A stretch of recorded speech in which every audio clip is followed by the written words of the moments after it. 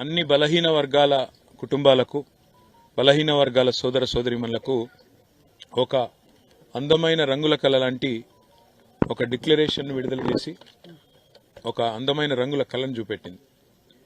5 ఏళ్లలో 1,00,000 కోట్లు బీసీల అభ్యున్నతికి ఖర్చు పెడతామని, బీసీ సబ్ ప్లాన్ తెస్తామని, 42% రిజర్వేషన్ కల్పిస్తామని, కుల వృత్తులను ఆదరిస్తామని, సిరిసిల్లలో మెగా పవర్లూమ్ క్లస్టర్ ఏర్పాటు చేస్తామని, సిరిసిల్లలోనే కాకుండా నేతన్నలు ఎక్కడెక్కడైతే ఉన్నారో ప్రతి చోట కూడా నేతన్నలకు గత బీఆర్ఎస్ ప్రభుత్వం చేసిన దానికంటే, కేసీఆర్ చేసిన దానికంటే ఎక్కువ చేస్తామని చెప్పి ఊదరగొట్టి సరిగ్గా ఇదే రోజు సంవత్సరం కిందట 365 రోజుల కిందట కామారెడ్డిలో బీసీ డిక్లరేషన్ విడుదల చేయడం జరిగింది. ఇవాళ నేను కాంగ్రెస్ ప్రభుత్వాన్ని అడుగుతా ఉన్నా, రేవంత్ రెడ్డిని అడుగుతా ఉన్నా, నీకు సిగ్గు లజ్జ ఉంటే ఈరోజు సిరిసిల్లలో ఇది 20వ ఆత్మహత్య. నిన్న ఒక యువ జంట 41 ఏళ్ల వయసున్న జంట గత 10 ఏళ్ల పాటు షోలాపూర్ నుంచి తిరిగి వలస వచ్చి ఇక్కడ వారానికి 6-7 వేలు సంపాదించుకుంటూ నెలకు కనీసం 20 నుంచి 25 వేలకు తగ్గకుండా సంపాదించుకున్న ఒక జంట గత సంవత్సర కాలంగా సాంచలమ్ముకొని అప్పుల పాలైపోయి బతుకమ్మ చీరల ఆర్డర్లు బంద్ అయిన తర్వాత నీ ప్రభుత్వం, కాంగ్రెస్ ప్రభుత్వం నేతన్నలను పొడిచిన వెన్నుపోటు వల్ల ఈరోజు మళ్ళొక్కసారి సిరిసిల్లలో ఆత్మహత్యల పరంపర సాగుతా ఉన్నది. 20 మంది సిరిసిల్లలో చనిపోయినారు నేతన్నలు ఇప్పటికీ ఈ కాంగ్రెస్ ప్రభుత్వం వచ్చినాక ఈ 11 నెలల్లో. అదేవిధంగా రాష్ట్రంలో మరొక 14 మంది ఇతర ప్రాంతాల్లో కూడా చనిపోయినారు. మొత్తం 34 మంది నేత కార్మికులు ఈ రోజు వరకు చేనేత వృత్తిలో, అదేవిధంగా పవర్లూమ్లో ఉన్న వాళ్ళు కాంగ్రెస్ ప్రభుత్వం వచ్చినాక బలవన్మరణాల పాల్గొవడం జరిగింది. కాంగ్రెస్ ప్రభుత్వానికి చిత్తశుద్ధి, సిగ్గు, లజ్జ ఏమన్నా ఉంటే ఇప్పటికైనా ఇచ్చిన ప్రతి హామీని నెరవేర్చే దిశగా ప్రయత్నం చేయాలి. మీరే చెప్పినారు పెన్షన్లు డబుల్ చేస్తామన్నారు. ఇవాళ సిరిసిల్లలో నేతన్నలకి 50 ఏళ్ల పైబడ్డ వాళ్ళందరికీ గత ప్రభుత్వం, కేసీఆర్ గారి ప్రభుత్వం అప్పటిదాకా 200 రూపాయల పెన్షన్ ఉంటే దాన్ని 10 రెట్లు పెంచి 2,000 చేసింది.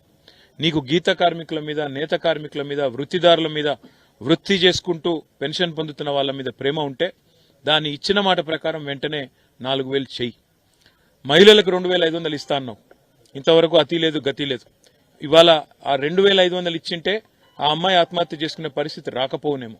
ఎందుకంటే ఒకవైపు పెరిగిపోతున్న అప్పులు, private insurance company Chola insurance అనే కంపెనీలో, చోళమండలం అనే ఫైనాన్స్ కంపెనీలో డబ్బులు తెచ్చి కట్టలేక అప్పుల పాలైపోయి సాంచలు అమ్ముకుని ఆఖరికి ఇల్లు అమ్ముకునే పరిస్థితి, బండి అమ్ముకునే పరిస్థితి వచ్చిన తర్వాత దిక్కులేక 3 పిల్లలు అనాథలు చేసి, ఒక 10వ తరగతి చదువుతున్న అమ్మాయి, ఒక 9వ తరగతి చదువుతున్న అమ్మాయి, వాళ్ళందరినీ ఇవాళ అట్లా అనాథలు చేసి చనిపోయిన పరిస్థితి. ఇంకా ఎంతమంది చచ్చిపోతే ఈ ముఖ్యమంత్రికి, ఈ ప్రభుత్వానికి బుద్ధి వస్తుంది? ఇంకా ఎంతమంది ఈ రకంగా ఆత్మహత్యలు చేసుకుంటే ఈ ప్రభుత్వానికి సిగ్గొస్తుంది? ఇంకా భేషజం వదిలిపెట్టి ఇంకా ఎన్నికలు అవి ఇవి ఏం లేవు. ఇప్పుడు ఇంకో 4 ఏళ్ల పాటు ఏ పంచాయతీ లేదు రాజకీయంగా. ఇవాళ నేను ప్రభుత్వాన్ని చిత్తశుద్ధితో కోరుతుంది ఒకటి, నీకు సిరిసిల్లలో నేను ఎమ్మెల్యేగా ఉండడమే నీకు ఇబ్బంది అవుతుంటే, ఇక్కడ నుంచి నేను ఎమ్మెల్యేగా ఉన్నా కాబట్టి నీకు ఇక్కడి ప్రజల మీద ప్రేమ కలుగుతలేదు అనుకుంటే ఆ ఎమ్మెల్యే పదవిని కూడా వదిలేయమంటే రేపు పొద్దునే ఫస్ట్ అవర్లో వదిలేస్తా. నాకు అది పెద్ద ముచ్చట కాదు. కానీ ఈ రకంగా పగబట్టినట్టు ఒక మంచిగా నడుస్తున్న ఇండస్ట్రీని, మంచిగా నడుస్తున్న కుటుంబాలను చితికేసే విధంగా, మంచిగా నడుస్తున్న వస్త్ర వ్యాపార పరిశ్రమను చంపేసే విధంగా కక్షగట్టినట్టు ఒక శాడిస్ట్ లాగా వ్యవహారం చేయడం అనేది ఒక ప్రభుత్వానికి మంచిది కాదు.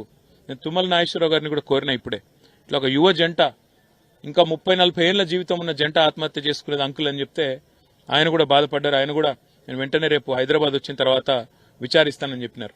ఆ సెక్రటరీ గారికి కూడా ఫోన్ చేసినాను, ఆమె దొరకలేదు. వారికి కూడా చెప్తాను. రేవంత్ రెడ్డి గారికి కూడా మీ ద్వారా మీడియా ముఖంగా చెప్తా ఉన్నా, నీకు సిరిసిల్ల మీద పగ, కోపం కేవలం నా వల్లనే ఉంటే, నేను ఇక్కడ ఎమ్మెల్యేగా ఉండడమే నీకు అడ్డంగా ఉంటే ఆ ఎమ్మెల్యే పదవిని కూడా కావాలంటే రాజీనామా చేస్తే నాకేం అభ్యంతరం లేదు. కానీ ఈ రకంగా మా నేతన్నల కడుపు కొట్టి వాళ్లను పగబట్టినట్టే వాళ్ళని మనకు ఇవ్వాల్సిన ఆర్డర్లన్నీ రద్దు చేసి, ఒక్క బతుకమ్మ చీరలే కాదు, బతుకమ్మ చీరలు రద్దు, కేసీఆర్ కిట్లు రద్దు, రంజాన్ కానుక రద్దు, క్రిస్మస్తో కానుక రద్దు, ఇవన్నీ రద్దు కావడం వల్ల ఏమైంది? ఈరోజు సిరిసిల్లలో పని లేకుండా ఇవాళ 5-6 నెలలు కనీసం దీనివల్ల పని దొరికేది. ఇవాళ పని లేకుండా, పొట్ట గడిచే పరిస్థితి లేకుండా ఇవాళ రోడ్డున పడే పరిస్థితి నేతన్నలకు వచ్చింది. దయచేసి ఇకనన్నా మానవత్వంతో స్పందించమని కోరుతా ఉన్నా, ఇచ్చిన మాట నిలబెట్టుకొని మనం కోరుతా ఉన్నా. ఆ 3 పిల్లలు వారిని చూస్తూ ఉంటే ఇలా మనిషి అన్నవాడికి ఎవరికైనా కళ్ళలో నీళ్ళు రాక తప్పదు. వాళ్ళు మాట్లాడిన మాటలు, వాళ్ళ పరిస్థితి, అనాథలుగా మిగిలిపోయిన పరిస్థితి చూస్తే మనిషి అన్నవాడికి ఎవరికైనా నిజంగా బాధ అనిపిస్తుంది. ఆ ముగ్గురు పిల్లల చదువు బాధ్యత, వాళ్ళు ఎంత దూరం చదువుతానంటే అంత దూరం. డాక్టర్ చదువుతానంటే డాక్టరు, ఇంజనీర్లు అవుతానంటే ఇంజనీర్లు, లాయర్ అయితే లాయరు, వాళ్ళు ఎంత చదువుతా అంటే అంత దూరం నేనే వ్యక్తిగతంగా తప్పకుండా చదివిస్తా. కానీ ఒక కుటుంబాన్ని నేను ఆదుకోగలనేమో కానీ, కొన్ని కుటుంబాలు నేను ఆదుకోగలనేమో కానీ ఇవాళ ప్రభుత్వంలో మేము లేము. తప్పకుండా ఈ ప్రభుత్వాన్ని మాత్రం వదిలిపెట్టం. మీరు సిరిసిల్లకు న్యాయం చేసేదాకా అవసరమైతే ఎంత దూరం అన్న పోతాం, పోరాటానికి గుడి దిగుతాం, ప్రత్యక్ష పోరాటానికి గుడి దిగుతాం, వదిలిపెట్టమనే మాట కూడా చెప్తూ, ఇకనైనా ప్రభుత్వం సిగ్గు తెచ్చుకోవాలని చెప్పి కూడా విజ్ఞప్తి చేస్తూ, ఆ కుటుంబాన్ని ఆదుకోవాలని చెప్పి కూడా మంత్రి గారికి నేను విజ్ఞప్తి చేసిన. ఒక 10-12 లక్షల రూపాయలు సాయం చేయండి, వాళ్ళు ఆల్రెడీ థ్రిఫ్ట్ కట్టినారని కూడా చెప్పిన, స్పందిస్తారని, తప్పకుండా ఆదుకుంటారని చెప్పి కూడా మనస్ఫూర్తిగా కోరుకుంటా ఉన్నా. ఆ కుటుంబానికి పార్టీ తరపున మేము అండగా ఉంటాం. ఆ పిల్లల పేర్ల మీద కూడా కొంత రేపు నేను డిపాజిట్ చేపిస్తాను, ఫిక్స్డ్ డిపాజిట్, ప్లస్ వాళ్ళ చదువుల బాధ్యత కూడా నేనే తీసుకుంటా అని చెప్పి కూడా తెలియజేస్తాం.